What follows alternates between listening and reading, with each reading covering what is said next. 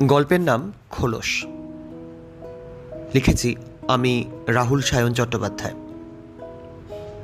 ঐশী প্রথম কচ্ছপটাকে দেখেছিল ব্যাঙ্গালোর অ্যাকোয়ারিয়ামে। ঘটনাটা বিশেষ কিছু ছিল না। অফিসে যোগ দেওয়ার 3 মাস পরে এক শনিবার দুপুরে সে একা একা সেখানে গিয়েছিল, কারণ সেদিন তার করার মতো আর কিছু ছিল না। বন্ধুরা উইকেন্ড ট্রিপে গেছে। বাড়ি ফোন করলে মা একই প্রশ্ন করবে, খাওয়া দাওয়া ঠিক মতো করছিস তো? আর পিজির ঘরে বসে থাকলে বিকেলটা খুব লম্বা হয়ে যাবে। তাই সে বেরিয়ে পড়েছিল। অ্যাকোয়ারিয়ামের ভেতরে একটা বড় কাচের ট্যাঙ্কে কচ্ছপটা ছিল। অন্য মাছগুলো ক্রমাগত এদিক ওদিক ছুটছিল, শুধু কচ্ছপটা ধীরে ধীরে সাঁতার কাটছিল, মাঝে মাঝে থেমে যাচ্ছিল, আবার চলছিল। ঐশীর মনে হয়েছিল প্রাণীটা যেন কোথাও যাওয়ার চেষ্টা করছে না, সে কেবল আছে। বাড়ি ফিরে এসে সে অনেকক্ষণ কচ্ছপটার কথা ভেবেছিল। তারপর হঠাৎ মনে পড়েছিল স্কুল জীবনের একটা ঘটনা। ক্লাস 9-এ একবার লাইফ সায়েন্স স্যার বলেছিলেন, কচ্ছপের সব থেকে বড় শক্তি তার গতি নয়, তার আশ্রয়। তখন কথাটার কোনো মানে সে বোঝেনি। এখন একটু একটু বুঝতে পারছিল, কারণ ব্যাঙ্গালোরে আসার পর তারও একটা অদৃশ্য খোলস তৈরি হয়েছে। সেখানে সে নিরাপদ, সেখানে কেউ ঢুকতে পারে না। ঐশীর বয়স 23, মালদার মেয়ে, পদার্থবিদ্যায় স্নাতক। এখন ব্যাঙ্গালোরের একটা সেমিকন্ডাক্টর কোম্পানিতে কাজ করে। তার জীবন শুনতে বেশ সুন্দর, লিঙ্কডইনে তো আরও সুন্দর দেখায়। কিন্তু লিঙ্কডইনে একটা সমস্যা আছে, সেখানে মানুষ তার জীবনের আলোগুলোকেই পোস্ট করে, অন্ধকারগুলো নয়। ঐশী অফিসে খুব খারাপ ছিল না, বরং ভালোই। তার ম্যানেজার প্রায়ই বলতো, you are a quick learner. সে হাসতো, থ্যাঙ্কস বলতো, তারপর নিজের ডেস্কে ফিরে যেত। মানুষ তাকে পছন্দ করত, কিন্তু খুব কম মানুষ তাকে চিনত। দুটো বিষয় আসলে এক জিনিস নয়। অফিসের ক্যাফেটেরিয়াটা ছিল বিশাল। প্রতিদিন দুপুরে প্রায় 500 মানুষ সেখানে খেত। শব্দ, হাসি, চেয়ার টানার আওয়াজ, কফি মেশিন, মোবাইলের রিংটোন, সব মিলিয়ে একটা অদ্ভুত গুঞ্জন। ঐশী মাঝে মাঝে খাবার নিয়ে জানলার ধারের টেবিলে বসতো, একাই। কেউ এলে কথা বলতো, না এলে চুপচাপ খেত। একদিন তার টিমের এক মেয়ে জিজ্ঞেস করেছিল, তুমি কি ইন্ট্রোভার্ট? ঐশী বলেছিল, জানি না। মানে, কখনো আমি সারাক্ষণ অনেক কথা বলি, কখনো সারাদিন একটা কথাও বলতে ইচ্ছে করে না। মেয়েটা হেসে বলেছিল, ও তাহলে তুমি কমপ্লিকেটেড। ঐশীও হেসেছিল, কিন্তু মনে মনে ভাবছিল, মানুষকে আমরা কত দ্রুত লেভেল করে দিই। ইন্ট্রোভার্ট, এক্সট্রোভার্ট, কনফিডেন্ট, শাই, সাকসেসফুল, লোনলি, যেন কয়েকটা শব্দের মধ্যে পুরো মানুষটাকে আটকে ফেলা যায়। তার পিজির ব্যালকনি থেকে একটা মেট্রো লাইন দেখা যেত। সেটাই ছিল তার দিনের সব থেকে প্রিয় দৃশ্য। রাত 10টার পরে সে প্রায়ই সেখানে দাঁড়াতো। ট্রেনগুলো যেত আলো নিয়ে, আবার অন্ধকার ফিরে আসতো, আবার আলো, আবার অন্ধকার। কখনো কখনো তার মনে হতো জীবনও বোধহয় এমন, দীর্ঘ অন্ধকার, তারপর কয়েক মুহূর্ত আলো, তারপর আবার অন্ধকার। কিন্তু মানুষ আশ্চর্যজনকভাবে সে অল্প আলোর জন্য অপেক্ষা করে যায়। ঐশীর কোনো প্রেমিক ছিল না, এ নিয়ে সে বিশেষ দুঃখও পেত না, আবার সম্পূর্ণ নির্লিপ্তও ছিল না। মাঝে মাঝে রাতে ইনস্টাগ্রাম স্ক্রোল করতে করতে সে দেখত কেউ পাহাড়ে গেছে, কেউ ক্যাফেতে বসে ছবি তুলেছে, কেউ অ্যানিভার্সারি সেলিব্রেট করছে।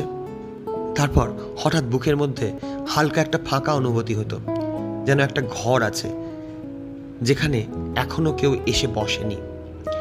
তবে অনুভূতিটা বেশিক্ষণ থাকতো না, কারণ সে জানতো একাকিত্ব আর সম্পর্কের অভাব এক জিনিস নয়। অনেক সম্পর্কের মধ্যেও মানুষ ভীষণ একা হতে পারে, আবার একা থাকলেও সবসময় নিঃসঙ্গ লাগে না। এক বর্ষার সন্ধ্যায় অফিস থেকে ফেরার সময় হঠাৎ প্রবল বৃষ্টি শুরু হলো। ঐশী একটা চায়ের দোকানের সামনে দাঁড়িয়ে পড়ল।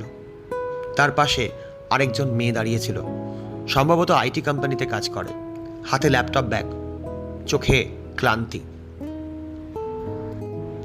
কয়েক মিনিট পরে মেয়েটা হঠাৎ বলল, ব্যাঙ্গালোরের বৃষ্টি খুব আনপ্রেডিক্টেবল, তাই না? ও, সে বাঙালি? যাই হোক, ঐশী মাথা নাড়ল। তারপর দুজনের মধ্যে কথাবার্তা শুরু হলো। খুব সাধারণ কথা, কোথা থেকে এসেছো, কোথায় থাকো, কি কাজ করো। 10 মিনিট, হয়তো 15। তারপর বৃষ্টিও থেমে গেল, আর দুজন দুদিকে চলে গেল, নামটাও জানা হলো না। কিন্তু সেদিন রাতে ঐশীর অদ্ভুত রকম ভালো লেগেছিল। কেন সে জানত না। ও বুঝতে পারছিল সম্ভবত কিছু মানুষের সঙ্গে পরিচয় হওয়ার জন্য নাম জানার দরকার হয় না। কয়েক মিনিটের জন্য একই বৃষ্টির নিচে দাঁড়িয়ে গল্প করাটাই যথেষ্ট। ডিসেম্বরে সে বাড়ি গেছিল, মালদা। শীতের রোদ, মায়ের রান্না, বাবার খবরের কাগজ, ছাদের পায়রা, সব কিছু একই রকম। তবু সব কিছু আলাদা, কারণ সে বদলে গেছে। এক বিকেলে ছাদে দাঁড়িয়েছিল, হঠাৎ বুঝতে পারল বাড়ির জন্য যে মন খারাপ সে এতদিন অনুভব করেছে, আসলে সেটা একটা জায়গার জন্য ছিল না, একটা সময়ের জন্য ছিল, যে সময় আর ফিরে আসবে না। স্কুল, বন্ধুরা, এক্সাম, সাইকেল, বৃষ্টির দিন, সব মিলিয়ে একটা পৃথিবী। মানুষ প্রায়ই বাড়িকে মিস করে, আসলে সে সময়কে মিস করে। ব্যাঙ্গালোরে ফিরে এসে সে আবার কাজে ডুবে গেল। Waveform analysis, silicon validation, timing report, debug session. দিন কেটে যাচ্ছিল। তারপর হঠাৎ একদিন সে খেয়াল করল সে আর প্রতিদিন বাড়ি ফেরার দিন গুনছে না।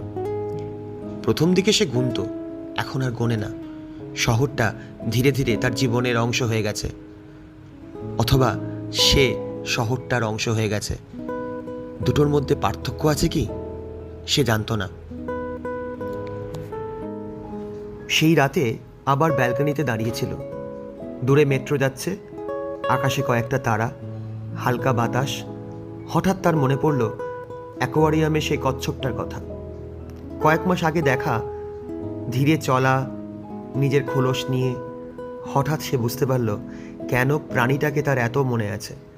কারণ সে নিজেও অনেকটা সেই কচ্ছপটার মতোই, মানুষের সঙ্গে মেশে, কথা বলে, হাসে, কাজ করে, কিন্তু মাঝে মাঝে নিজের খোলসের ভেতরে ফিরে যায়। সেখানে একটু নীরবতা আছে, একটু অন্ধকার আছে, একটু নিরাপত্তা আছে, এবং আশ্চর্যের ব্যাপার, সেটা কোনো অসুখ নয়, কোনো সমস্যা নয়, সেটা তার স্বভাব, তার থাকার ধরন, তার বেঁচে থাকার পদ্ধতি। মেট্রোর আলো অন্ধকার কেটে চলে গেল। ঐশী ধীরে ধীরে ঘরে ফিরে এলো। ঘড়িতে রাত 12টা। আগামীকাল আবার অফিস, আবার মিটিং, আবার ডেটা, আবার মানুষ। কিন্তু আজ প্রথমবার তার মনে হলো নিজেকে বদলানোর দরকার নেই। আরও বেশি সামাজিক হওয়ার কোনো দরকার নেই, আরও বেশি কথা বলার কোনো দরকার নেই, সবার মতো হওয়ার দরকার নেই। কারণ পৃথিবীতে কিছু মানুষ আছে যারা সমুদ্রের ঢেউয়ের মতো সব সময় শব্দ করে, আর কিছু মানুষ আছে যারা গভীর জলের মতো, বাইরে থেকে শান্ত, ভেতরে কমপ্লিট একটা ইউনিভার্স। ঐশী সম্ভবত দ্বিতীয় দলের, এবং বহুদিন পরে এই সত্যিটা বুঝতে পেরে তার একটুও দুঃখ হলো না।